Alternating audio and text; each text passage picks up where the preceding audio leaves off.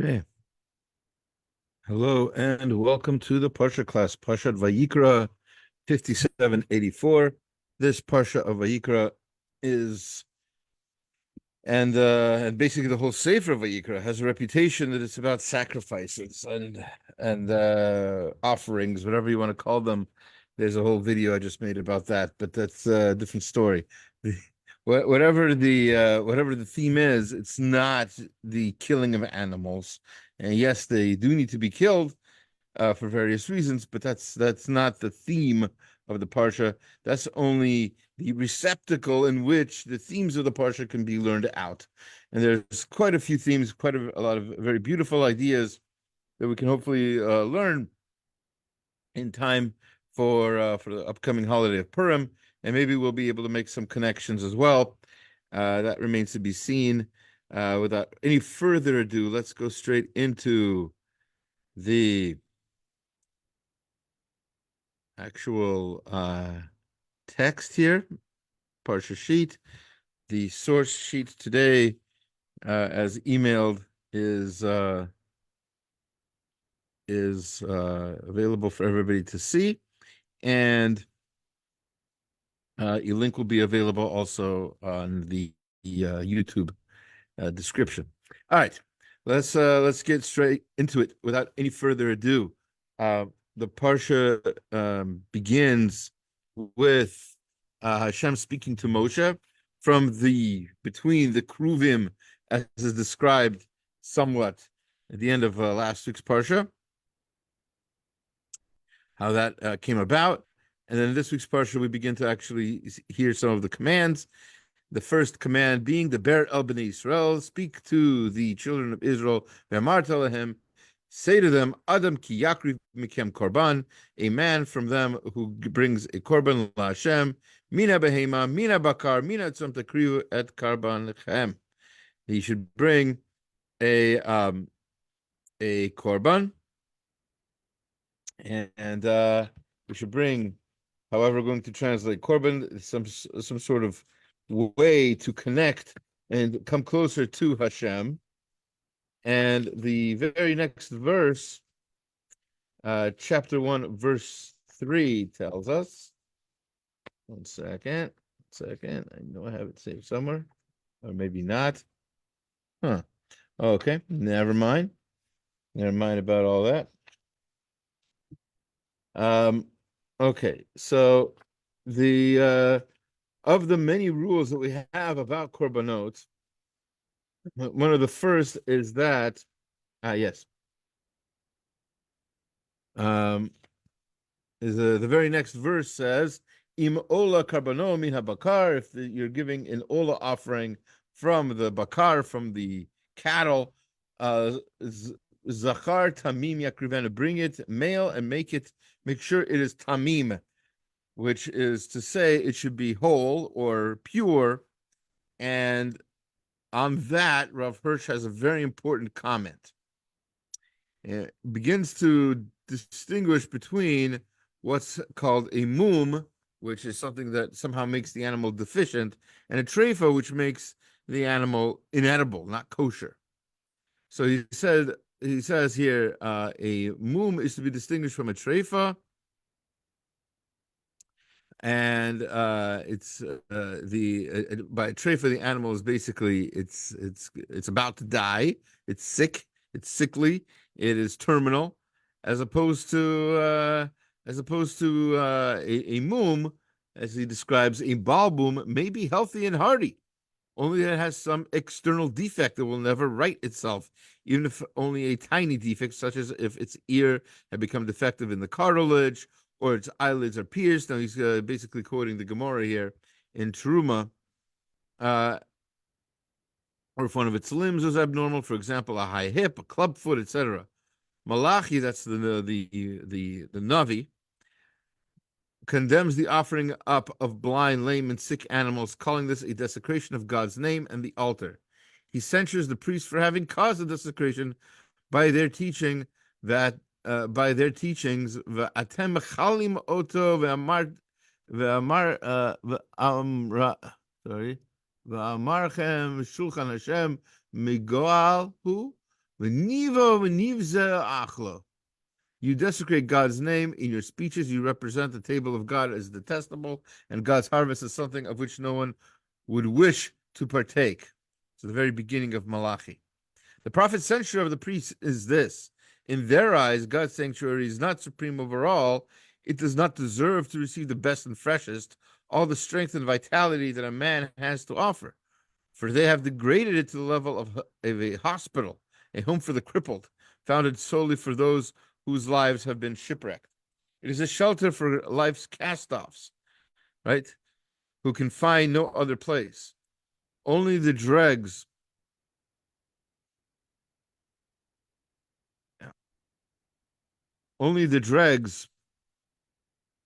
needed nowhere else are to be brought to God's house. As it were, only the maimed who gather crumbs from the table of humanity are to be brought there.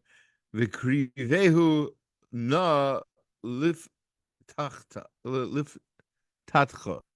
Try presenting it to your governor, cries the prophet angrily, and see whether he will be pleased with you or receive you graciously. This is the same rebuke hurled by Hosea at the priests of the kingdom of H-Shem. When he says, when the people mourn over themselves, their priests are delighted. The priests with their sanctuaries await the misfortunes and grief of their believers. For it is not the joyous and happy ones who go up in their halls. It is rather the blind, the lame, the sick, the weak, who go on pilgrimage to their altars. Religion to them is a consolation for the suffering and the disadvantaged. Religion does not hold sway in life that is vibrant and effervescent with the joy of action. So, basically, right now, we're about to see a contrast from Rav Hirsch between what other people make of religion, which is religion is where you go when you have nowhere else to go, when nobody else wants you. You got nowhere else. You're nothing. You go to religion. Not so is God's altar, through which Israel calls the name of God of the world.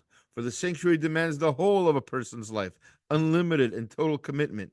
In return, it grants life that is worthy of the name life, in which even death and pain lose their force.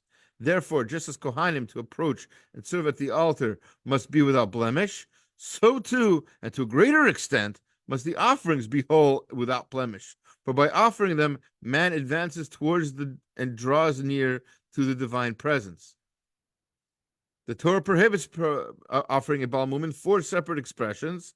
The one that we just mentioned, and basically to teach us that a balmum is prohibited at each stage of hakrava.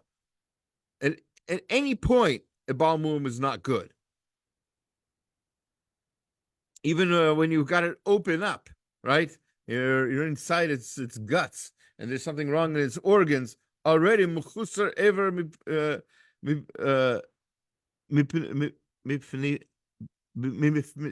Mibifnim. So the if it's missing something even from its organs, it's puzzled. You can't bring it as an offering.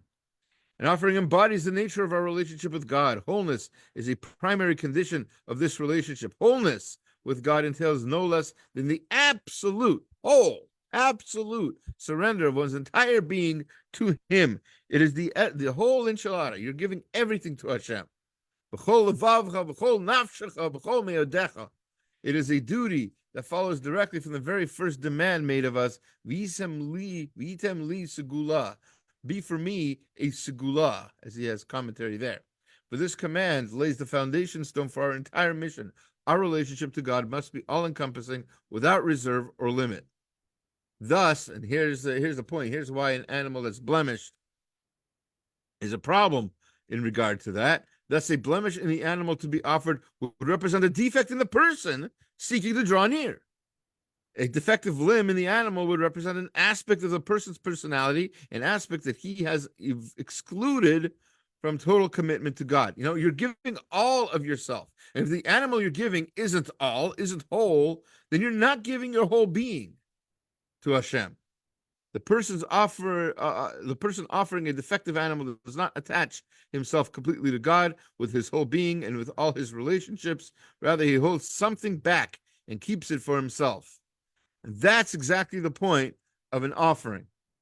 And that's why, as we're about to see, why one of the reasons why this parsha begins with these things. It's whole Chumash Vayikra starts this way, as we're about to see from the Ibn Ezra. The Ibn Ezra on the first verse in our parsha has a short introduction, and at the very end of the introduction, it says, "V'atam lahaskir korbanot kodem hamitzvot." Now, all of Sefer Vayikra is not about korbanot, only Vayikra and some of Tzav. But and later on, we're going to have plenty of other mitzvot and laws regarding morality and v'ahavta l'reacha kamocha. There's plenty more in Sefer Vayikra. So why does the Vayikra have to start like this with these korbanot? So he says at time hiskir korbanot kodem hamitzvot ki hashchina tashuv al mekoma im lo yishmuru Torat ha'ola. There's an idea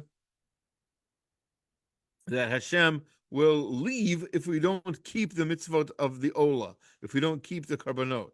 Chen katuv, and this is a verse in Hosea also, im ha'arev lo omer lech rak yesh lo sod. And there's deeper reasons to all this. And the reason why this whole korban issue is so important that Hashem will leave us if we don't keep it. Now, you might say to yourself, hey, but we don't keep it, and Hashem hasn't left us, so what's going on? And the answer is Hashem isn't going to really leave us. But it's basically the idea that we're attaching ourselves, as Rav Hirsch was saying, we're giving ourselves up to Hashem, we're attaching ourselves to Him, and if we don't, then there's not going to be an attachment.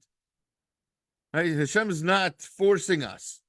That's up to us. Kol b'shamayim hi hutz yirat shamayim. Everything's in the hands of heaven. Only yirat shamayim, only our decision of how close we want to be to spirituality and to Hashem. Only that. Nothing else is in our hands. And that being the case, we need to make sure that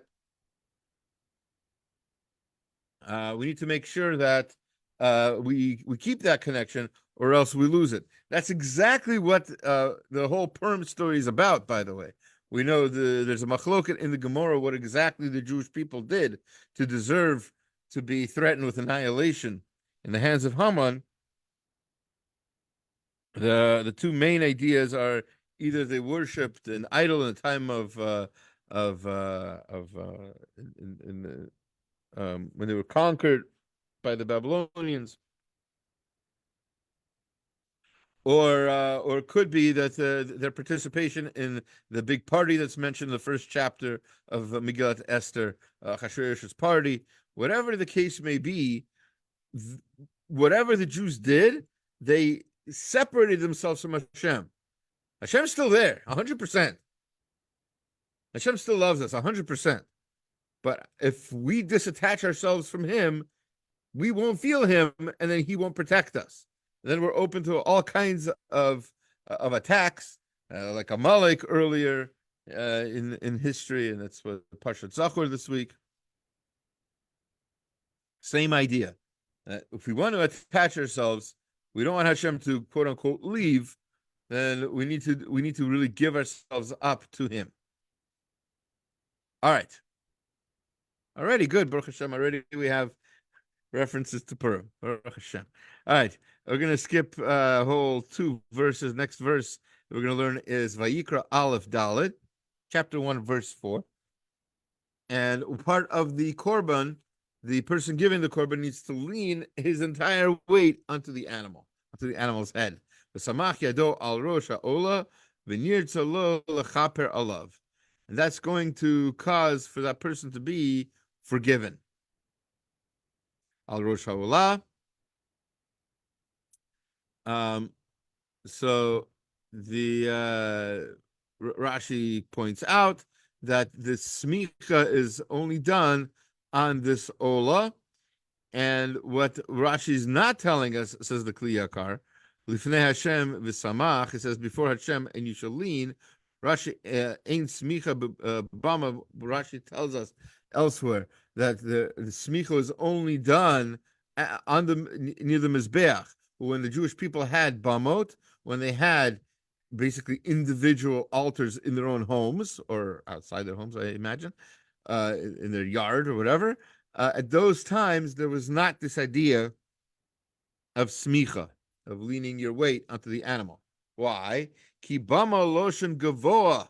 The word bama itself obviously implies that bama means like a bima, right? It's a platform. It's an elevated state. So gavoa means it's uppity. It's upraised. V'razal Amron, the rabbis say the Gemara in Sota Daf Dalet Amud Bet, so 4b.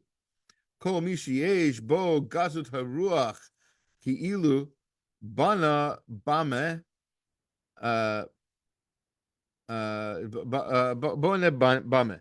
So if somebody who has a better than thou spirit, it's the Gemara says that about such a person. It says that he built a bama. He built this private altar. Shnei it says in the pasuk in Isaiah, chapter 2, verse 22. Chadu lachem min ha'adam asher nishama ba'apo ki bameh nechshav hu. So there's the word bameh, like in what, is mentioned there. And the Gemara says, "Al tiku bameh ele bama." Don't say bameh like in what. Say this person, this person of a great spirit of not spirit. That's not the right word. Of haughtiness. That's the word. Thank you. Of haughty spirit. It says of such a person that they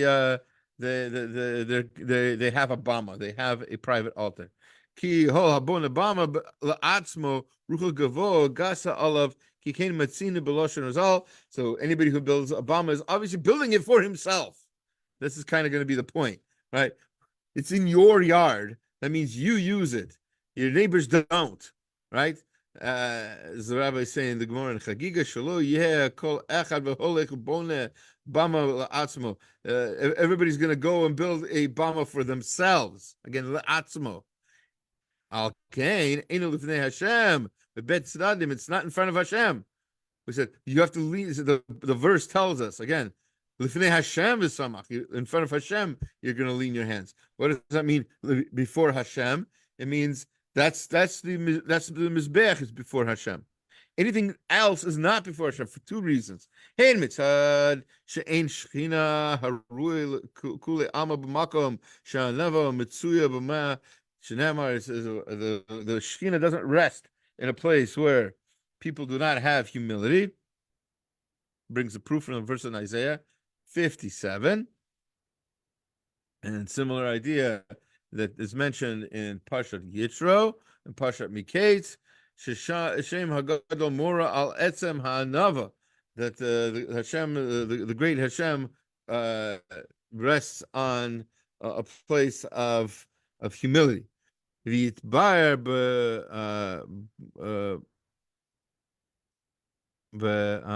Ein Hey, sorry. Inyan b'mama l'kaman parshat matot shel arazal kol hanoder ki'ilu bana bama. There's somebody who makes a neder. It's as if they're building an altar, this private altar. Hein mitzad she'ein shechina shurui kuli alma b'makom shkol Yisrael haguda achat. The shechina is only going to rest, not just in a place where there's humility, but for the second reason is the Shekhinah rests in a place where the Jewish people are united. You made your bama in your backyard for yourself? Nice. For you, not for your neighbor, not for everybody. The Mizbeach is for everybody. So that's why in front of the Mizbeach, where the Shekhinah is going to rest, that's where there's this idea of smicha. Anywhere else, there isn't. Okay. Let's keep going. Daled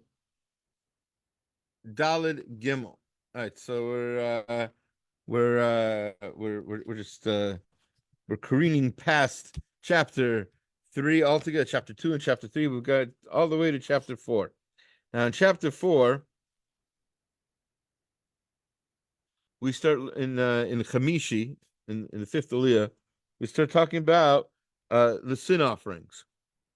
And part of what it says there, chapter 4, verse 3, it says, Im HaKohen HaMashiach Yechtaf, if the anointed Kohen sins, V'ashmat ha'am kriv al chatato asher chata par ben bakar tamim la'Hashem l'chata.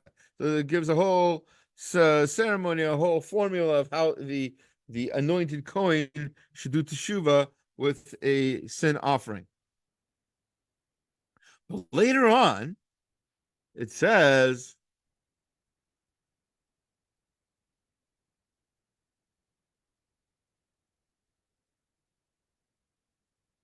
hold on a second.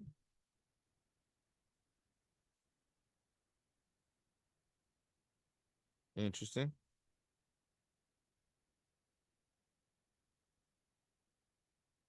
Yeah, yeah, yeah, yeah, yeah. Oh, yeah, yeah, yeah,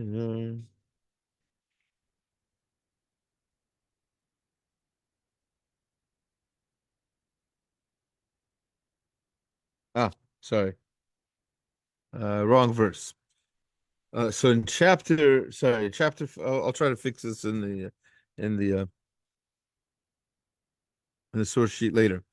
The next verse, uh, chapter 4, verse 6. Sorry.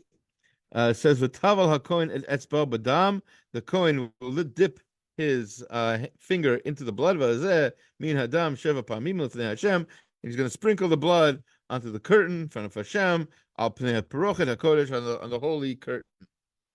But it's interesting there that it doesn't say v'lakach hakohen hamashiach, even though we've been saying the anointed Kohen. That's why I have this next verse, lakach hakohen hamashiach.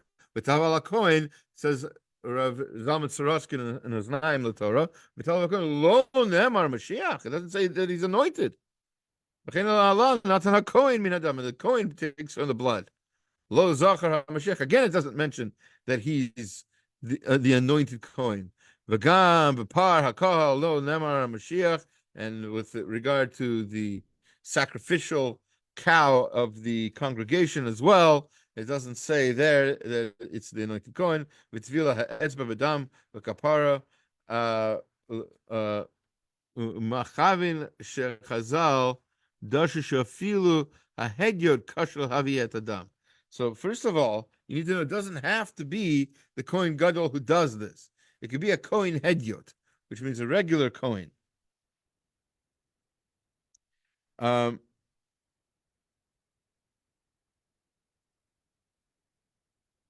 Right, so this is according to the rabbis. That even the regular Kohen can bring Filo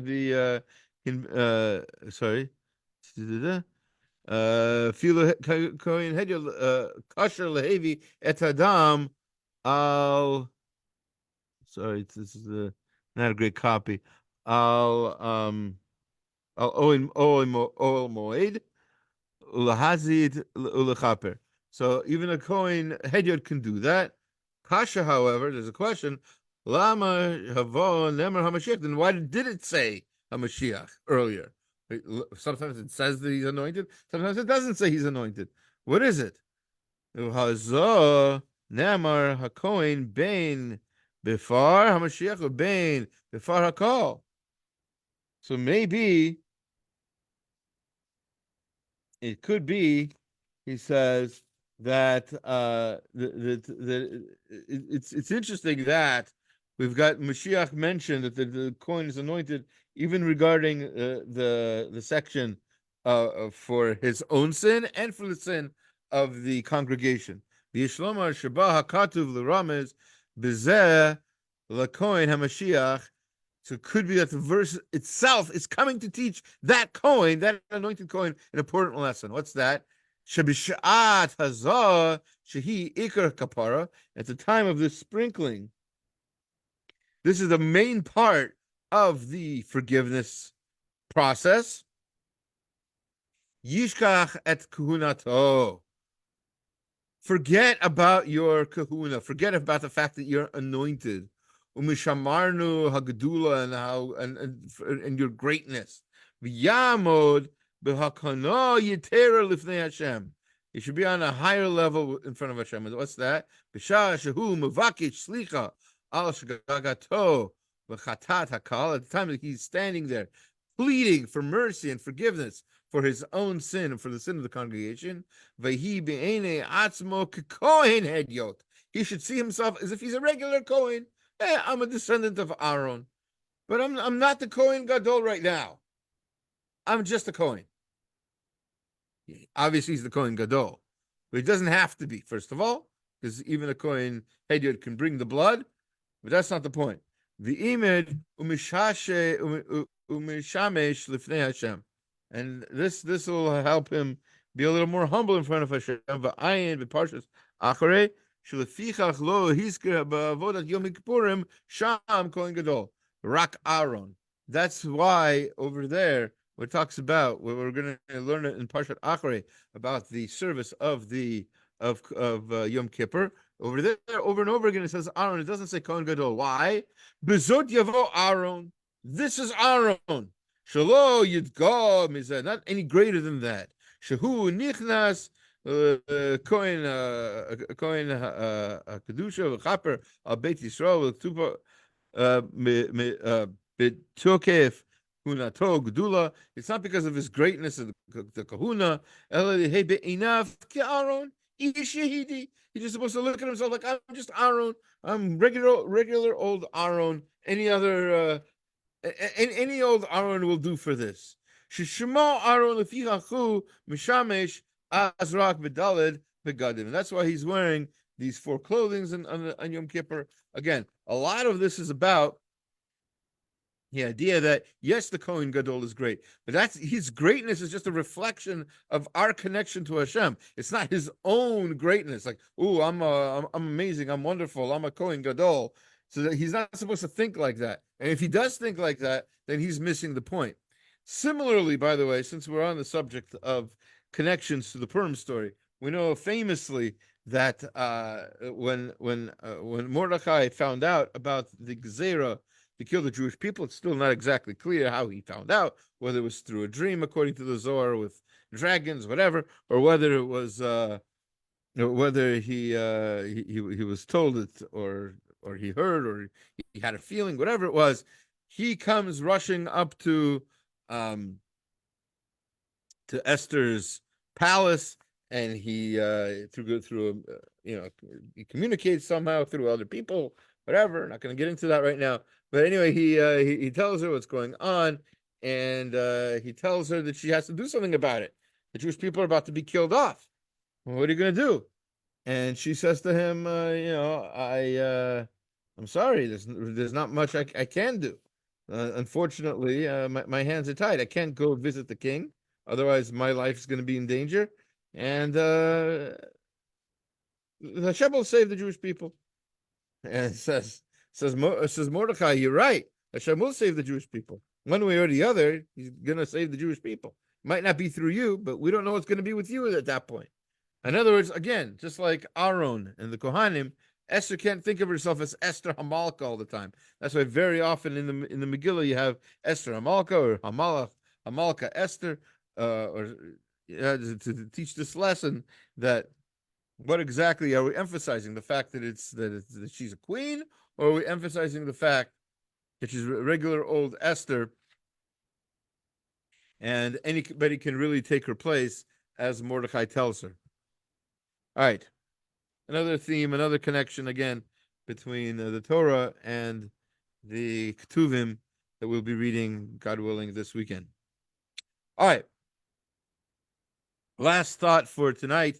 Sorry, we're ending a little bit earlier. A certain mitzvah came up that I need to take care of. Baruch Hashem, everything will be well.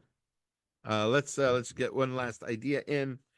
Our foray into the parsha is not complete without some words from the Or HaChaim HaKadosh. So, chapter 5, verse 21, still on the idea of the sin offerings, tells us like one of the last verses in the parsha tells us nefesh ki techta, a person who sins. Interesting that it uses the word nefesh. There's commentary on that as well. Umalim al Hashem, and he did meila, which is he um, he, uh, he used something that he shouldn't have used. V'kachash mito b'fikadon. And let's see Sephardi's translation. When a person sins and commits a trespass against Hashem by dealing deceitfully, that's a pretty good word, with another in the matter of a deposit or a pledge, right? Pikadon o b'tzumas yad, b'tzumat yad, o b'gazel, or he stole, o ashek et amito, or he. So he's lying, he's doing robbery, he's doing fraud, all kinds of things. So it seems to have, if you look at it, seems to have three different sins being mentioned here. So the question is, why do we have three different sins? So the Or HaChaim gives several reasons. One of them is Yirmo Shlosha Devarim Raim Goremet Hanefesh Hamar Sha'at. It could be that these three things are hinting to the three things that cause a person to sin. Three categories of sin. What are they? One is that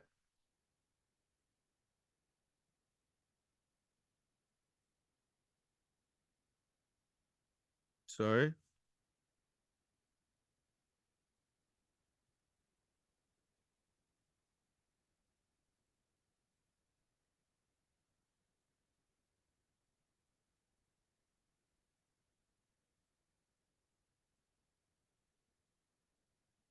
Yeah. So these are the three things the three ways a soul can be affected by sin, not the three things that cause sin. The three things that cause sin are usually um, the Mishnah in Pirkei Avot tells us the B'shlosha Dvarim, three things take a person out of this world: kina, taiva, and kavod. Right. So jealousy, desire, and honor. Anyway, but that needs its own commentary. Meanwhile, here what he's saying is these are three things that happen to the soul. First, one second. Oh, okay, yeah. One is that its own specialness, its own ore, its own light becomes a little bit dimmed because of sin. That's why it says a soul will sin. There's a chisaron, something is missing, something becomes missing in the soul itself. Again, a soul is not a physical thing, but in terms of metaphor, we can think of it as a physical thing because that's all we humans can relate to, right? Physical stuff. So imagine a thing with a light bulb, and the light bulb becomes dimmed. That's what's happening to your soul when you sin. The second thing is Shenu Malam al Hashem. The second thing is hinted to in the words that there's a sort of a lying to Hashem, Adech Omra Anshe Emet, as the people of truth say. That's, by the way, a reference to Kabbalah, as is the Or HaChaim's method. La mitkayim shezulad ze ein la chiyut. There's not a single soul amongst the Jewish people which doesn't have some sort of life flowing in and out of it through Hashem, and that's what makes it exist. And without that life, that chiyut, it wouldn't be able to be alive. Zulat hanefesh asher alta tachnata uv'asha b'avon plili. and except for a soul that gives off, I don't know a nice way to put it, but it gives off tachnata, gives off a bad smell, and basically there's besides it being dim, which is the first thing that happens to a soul that sins, there's a scent to it. It smells as if it's about to die, or that it's about to be punished. Lizeh yikaret mimena hashefa ha'eloki, and that's what happens when the holiness of Hashem doesn't flow through it anymore. It becomes rancid. As it says in Bereshit, Nichrata nefesh ahi, that the soul will be cut off. That's what a karet means, according to the Or HaChaim, as he says elsewhere as well. That the soul, the spiritual part of the person's soul, is basically not going through him anymore. All right, and the third thing,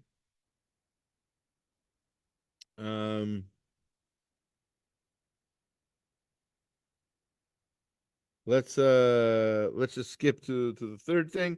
He goes into some detail about how this smell occurs, and then he says hashlishi. Where is this? Yeah, hashlishi. This is where it says hagimel here. Little hey ki gam lichlalut hakal hu gorem hachasha. The third kind of sin is hinted to in in terms of how not just in that individual soul does Hashem's uh, holiness not flow through, but through the entire Jewish people, the whole kahal, who gorem hashach. Wow. All right. Perush. Explanation is Litzat Shekol Yisrael Echad Rat Echad Tesovev Ra L'Chol HaNeitzar. That since the entire Jewish people are considered one group, the evil that somebody does basically affects all other Jews, as we, by the way, said in last week's parsha as well, because we were talking about from the Or HaChaim, in fact, how the 613 mitzvot cannot be done by any one individual. We all need each other. We're all one group. So if similarly, if God forbid one of our group is going bad, if one if one part of the tree is sick, it's going to affect the rest of the tree. It's going to go all the way down into the root system. And that's the other effect of sin.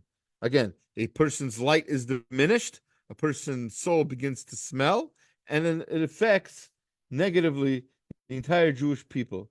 And